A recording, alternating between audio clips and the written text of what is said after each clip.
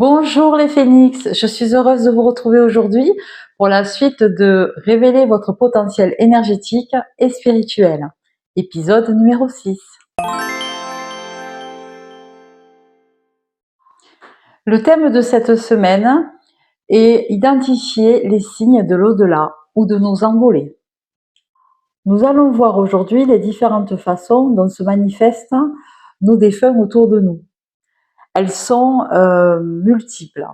Les premières, surtout la première, c'est la façon dont on se sent dans une pièce. On peut se sentir très observé alors qu'il n'y a personne. L'ambiance aussi peut être changeante. Ça peut être une énergie lourde, une énergie plutôt positive. Donc ça, on le ressent au plus profond de nous.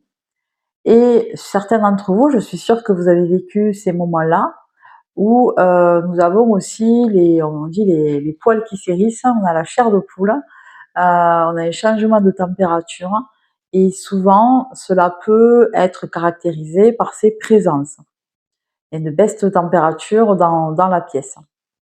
Donc ça, en plus, il y a des appareils qui peuvent nous permettre, lors d'enquêtes paranormales, d'identifier ces présences grâce à cette baisse de température. Nos défunts se manifestent aussi à travers nos appareils électriques. Ils peuvent nous décharger les batteries, les piles. Ils cherchent vraiment une source d'énergie. Donc ils puisent là-dedans pour pouvoir se manifester. Moi, j'ai remarqué que j'ai des appareils qui peuvent comment vous expliquer ça, qui peuvent être déréglés. Et souvent en séance, j'ai les défunts qui me font des petits coucous pour les personnes qui sont venues chercher un message. Et effectivement, le message est avéré. Je peux avoir des portails des portails électriques qui sont complètement déréglés. On peut chercher la panne mille et une fois. L'électricien ne va pas trouver la panne. Et puis tout d'un coup, quand le message est passé, quand il y a eu une compréhension par rapport à cette panne, mais une compréhension émotionnelle, le défunt arrête de mettre en panne nos appareils électriques. Moi, ça m'est arrivé avec des ordinateurs. Voilà, je n'arrivais plus à rentrer sur un de mes ordinateurs. Et puis, bon, j'ai fait un petit nettoyage, on va dire, énergétique, et tout est rentré dans l'ordre. Et en fait, il y avait une présence qui était bloquée. Je la voyais pas forcément. Je sentais une lourdeur. Et des fois, je cherche pas trop à comprendre. Je pense que c'est quelqu'un, des fois, qui s'accroche à nous, les personnes connectées, cherchent un passage quelque part. Et on les aide à monter. Et puis, la problématique s'en va. Donc, comme je parle de la médiumnité, il se manifeste donc à travers des personnes connectées, ils sont connectés la plupart, mais les médiums, et ça peut être aussi épuisant, suivant comment le médium est branché, comment il travaille. Donc ça peut être un exercice très fatigant. Voilà, il peut nous décharger comme les batteries. Nous pouvons avoir des apparitions symboliques. La plupart d'entre vous connaissez ça. Ce sont les plumes, les heures miroirs, les papillons, les oiseaux, en gros les êtres ailés. Moi, je vous invite, quand vous croisez un animal, même si c'est pas un être ailé, d'aller voir la signification. Cela peut vous aider, d'accord? Ça, c'est vraiment un signe. Les plumes, même quand c'est pas l'heure où les oiseaux perdent leur plumage, eh bien, on en retrouve, on ne sait pas comment, même des magnifiques, hein, on ne sait pas comment on les a eus. Et même des fois, j'ai entendu des personnes qui retrouvaient une plume sur leur lit alors que tout était fermé. Elles n'avaient pas non plus un duvet, elles avaient fait des recherches et elles trouvent des plumes sur leur lit posées. Ils peuvent se manifester par la musique, par le son. Donc on entend souvent des personnes qui disent ah c'était la chanson qu'on aimait juste au moment où je pense à lui, juste au moment où j'ai eu besoin de son aide. Donc on entend, ou un lieu où vous avez déjà visité, hop, il y a une musique que vous aviez en commun qui passe et il vous montre sa présence par le son. Nous pouvons capter des voix par TCI, transcommunication instrumentale. Donc c'est par radio, enregistrement. Donc ça après c'est plus c'est plus sophistiqué, mais on peut capter vraiment des voix comme ça. C'est assez intéressant. Ça ramène, ça nous. Moi je trouve que c'est la preuve que le monde d'à côté existe quand on peut capter ces voix-là par TCI. Bref, vous avez compris, les défunts ont besoin de sources d'énergie, dont nous aussi. Donc il faut faire très attention parce que lors d'un départ d'un de nos défunts, hein, notre peine plus la sienne, il veut tellement rester vers nous que ça peut nous aussi nous épuiser. Il peut puiser dans nos énergies et lui aussi, je vais pas dire rester bloqué parce que pour moi, il reste pas bloqué. Ils décident aussi de rester vers nous, certaines. Mais ça, c'est plutôt, il vaut mieux les aider à monter, à s'élever, comme ça, on peut l'un et l'autre, les défunts et nous, l'un et l'autre évoluer chacun dans nos plans, et c'est plus agréable énergétiquement. Ils peuvent aussi se manifester à travers nos rêves. Donc, pendant nos rêves, nous sommes entre deux mondes, et le passage est plus simple pour eux. Mais je vais vous expliquer aussi comment faciliter ce passage entre vous et eux. Il est très important et ils me font passer le message à chaque fois. Bien entendu, nous avons une période au moment de leur départ qui est assez compliquée pour nous, les incarnés, les terriens. On a ce manque physique. Mais eux, ils sont juste de l'autre côté du voile, comme j'aime bien le dire, et je manifeste tout le temps. Ils sont juste de l'autre côté du voile.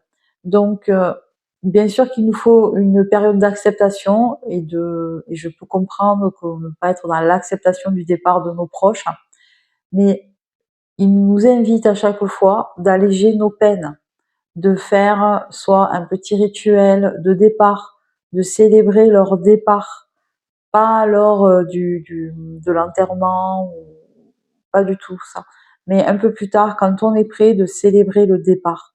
Vous allez en forêt, vous allez planter un arbre, vous allez dans votre jardin, vous plantez une plante. Enfin, moi, je vous parle de plantes parce que c'est ce qui me parle aujourd'hui. Mais vous pouvez faire un voyage que vous avez eu envie de faire ensemble. Vous n'avez pas eu le temps de le faire, ou retourner à un endroit, faire comme un petit pèlerinage pour célébrer le départ vers cette nouvelle vie, vers ce monde d'à côté pour eux. Du coup, là, quand vous êtes prêt à faire ça, c'est que je vais pas dire que votre peine est allégée, mais vous êtes dans l'acceptation. C'est très important d'accepter, vous allez comprendre pourquoi. Parce que la manifestation de leur présence sera plus fluide pour vous. Il faut après se laisser porter par les événements de la vie, faut vivre avec, hein, de toute façon, c'est comme ça. Et pour eux, c'est plus fluide de venir à nous, de se manifester quand nous sommes dans l'acceptation de ce départ dans l'autre vie. Voilà. Donc, je vais me reformuler ça, moins la peine et là, mieux c'est non. C'est-à-dire que vous évoluez dans le monde, dans la vie sur Terre, et eux aussi, ils vont évoluer de l'autre côté. Voilà. Je vais vous donner quelques petits exemples de mon vécu, comme ça peut-être que vous pourrez vous identifier à ces ressentis. Alors, je peux aussi vous raconter en conférence, lorsque je fais des manifestations, je transmets des messages. Je peux être incorporée. Moi, je le savais pas. Je me sentais très épuisée, bon, normal hein, pour moi. Je me sens très épuisée après ces conférences et on m'incorpore. Et je l'ai su parce que les gens me disent: «Ah, vous avez la même attitude, la même façon de vous comporter, la voix, enfin on va dire, l'expression, qu'il m'aurait dit. Je peux me comporter comme une enfant ou comme une vieille personne». Voilà, d'accord? Donc ça, c'est aussi à travers nous les médiums, ils se manifestent comme ça, on peut être incorporé. Bon, heureusement, je fais toutes les protocoles de protection qu'il faut, hein. Je ne fais pas que me sauger, ça ne suffirait pas, mais je fais en sorte que ces incorporations soient positives. Et je vous invite, voilà, à ne pas les appeler. Moi, je ne les appelle pas, voilà, sauf quand je parle aux miens, hein. Je ne les appelle pas, ils viennent à nous, enfin, ils viennent à nous tout seuls, hein, ils ont l'énergie pour venir à nous tout seuls. C'est juste à nous calmer, à canaliser notre énergie pour qu'ils puissent nous joindre, tout simplement. Voilà. Comme beaucoup d'entre vous, hein, j'ai perdu un être cher, hein. Mon être cher qui me manque énormément, c'est ma grand-mère paternelle. Et je travaille avec elle. Voilà. Je, je travaille avec elle. Bon, j'essaye de pas trop l'embêter, mais j'aime bien bosser avec elle, tout simplement. Et un jour, il m'est arrivé, je sais pas, je pars promener, puis j'avais vraiment envie, parce que moi, je ne les vois pas spécialement les miens.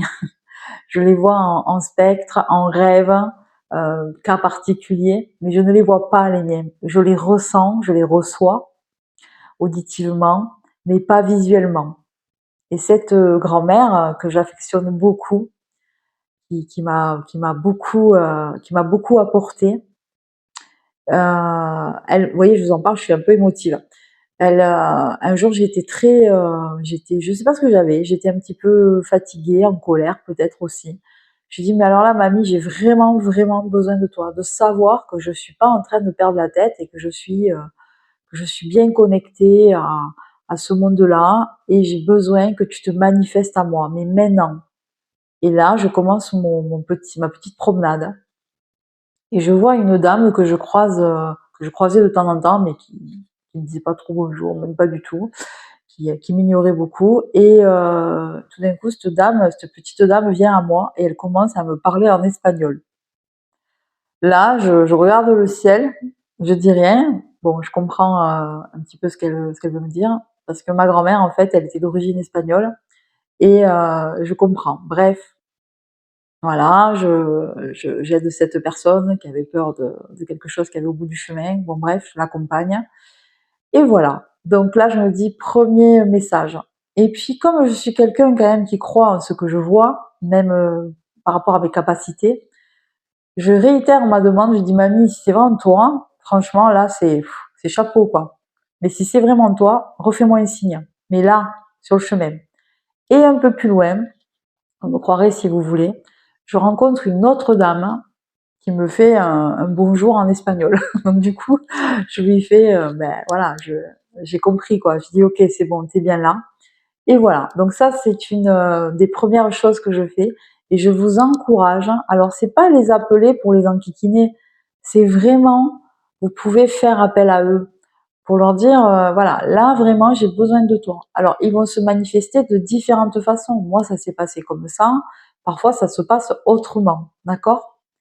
Deuxième exemple, j'ai perdu un animal qui me manque aussi énormément, hein, parce que même si on le remplace jamais, hein. Donc j'étais tristounette hein, parce qu'en allant marcher, ben, il n'était plus avec moi et je ne le ressentais pas. En fait, depuis son départ, ça faisait 15 jours qu'il était parti et je ne le ressentais pas. C'était terrible pour moi et je voulais être sûre qu'il soit bien arrivé, voilà, parce que moi mes animaux c'est je suis leur maman, hein, je materne mes animaux et je pars sur le chemin et là, je recommence mon petit protocole et je lui dis Droupi, il faut vraiment que je sache que tu es bien arrivé parce que je m'inquiète, je n'ai pas de tes nouvelles, j'espère que tu ne m'en veux pas pour la décision que j'ai prise et Et du coup, je manifeste ma demande. Mais très très fort, hein, et d'un coup, j'entends une dame au loin parler, enfin, dire Ange, viens ici, Ange, viens ici. Et bon, je comprends que c'est un animal qu'elle appelle. Et en avançant vers cette dame, parce que c'était un peu brumeux, c'était, je sais plus, il y avait de la brume ce matin-là, et je vois un chien de la même race que mon Droopy, donc un border collie, arriver vers moi, qui s'appelait Ange. Donc là, pareil, je me dis bon, ok, il est bien arrivé, c'est super, voilà. Ensuite, il s'est manifesté d'une autre façon. Il avait une habitude. Je vous donne des exemples pour que vous soyez un peu plus attentif à ces réponses. Des fois, ça peut être tout petit. Et en fait, toujours ce même chien avait pour habitude de venir gratter à ma fenêtre. Il y a un petit rebord, un petit muret. Il venait gratter euh, pour, euh, pour me réveiller.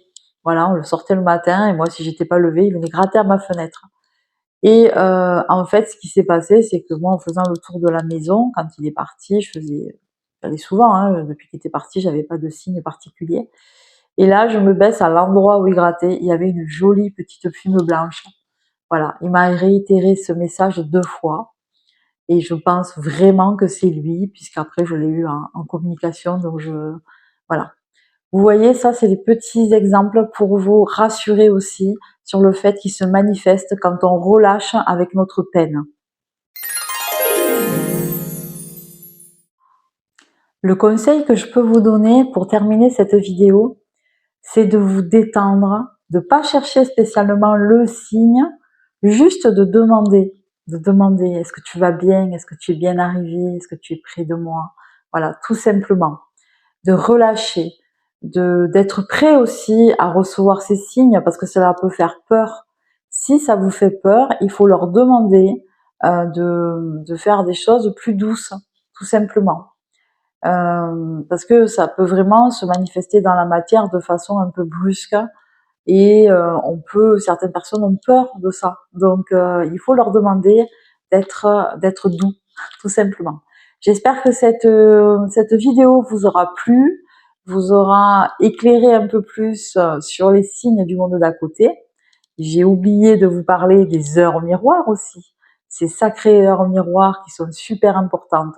Alors vous pouvez aller chercher les significations sur le net, hein. Mais en gros, quand vous voyez beaucoup d'heures miroirs, c'est que vous avez un questionnement intérieur et que ces heures miroirs, donc ces heures doubles, 11h11, midi 12h12, enfin peu importe, c'est aussi comme ça qui se manifeste.